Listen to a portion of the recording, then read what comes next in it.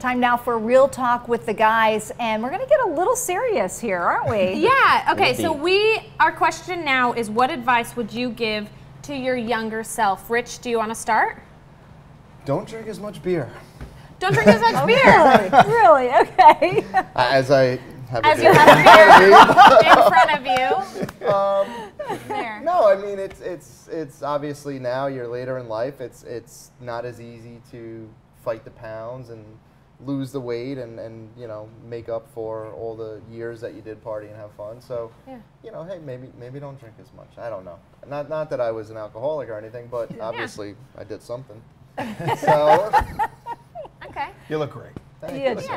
David, what about you? For me, it would be, other than like an obvious thing, like, you know, go befriend Bill Gates. Hey, buddy, what you working on there? You know, other than something like that. Invest well, right. This would be for me the thing that would be simple, that I could really control and do. It would have been, in my younger years, keep a journal or a diary. There is so much life that has got, and you know, you remember the big things: childbirth, marriage, deaths, you know, all the big monumental moments in your life. But there are so many little moments that get away from you when you're older. And I will take a moment here, and I specifically, and I'm 56 now, and I've thought about this a little bit over the last couple of years. There were times, my mother passed away when I was 17. She had cancer, and there were times when she was in the hospital or at home where we just had moments together that, not huge moments, but just moments together where I wish I can remember generally we were together, hanging out, laughing, but about what? What was so funny? What were we talking about? What were we? And you know, here I am 40 years after she passed, and I can remember generally what, you know, but the little moments, like we'd sit and have a pizza and watch a ball game. You know, and I remember that in general, but things that we would talk about where we were watching games, and she, you know, life lessons that she was teaching me, that when you're 17, you know, you're bulletproof, and you're like, yeah, okay, you know, whatever. Whatever, right, and maybe just take some moments, and not a big, full-blown 5-page entry every day, but just little notes about things you learned, people you encountered, moments that you had. So I have a question. You have a daughter. Yes. Is this something that, like, as a parent, you would want to do, like, keep a little journal of, hey, today I hung out with my daughter.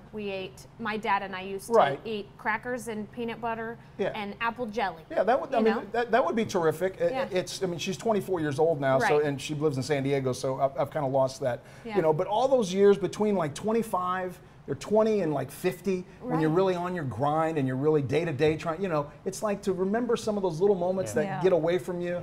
You know, that would be what I would tell my younger self, is keep a log, keep a, you know, some kind of journal. That is great advice. That is It's not too late. You can still do it. Right, I know. In fact, I was just thinking that maybe that's what I want to do. I know. Yeah, right. Just a couple lines every day, just to remember. Jonathan, what about you? I would say not to worry. I would say God has a plan, kind of thing, because I'm a worrier by nature, and so many times I'm worrying in the moment. Yes, You've seen this. And then, you know, a couple weeks later, a couple years later, like, what were you worrying about?